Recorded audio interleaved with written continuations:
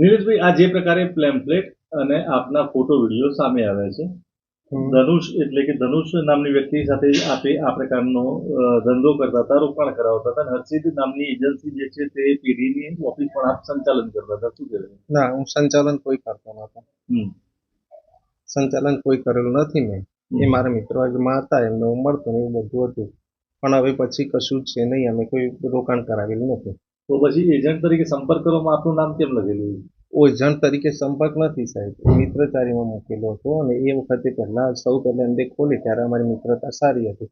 પણ પછી એ તો એમને એ રીતે ચલાવે, કારણ કે આ વસ્તુ મને ખબર પડી કે આમાં કશું છે નહીં, તમે રદ કરી દીધું. બરોબર.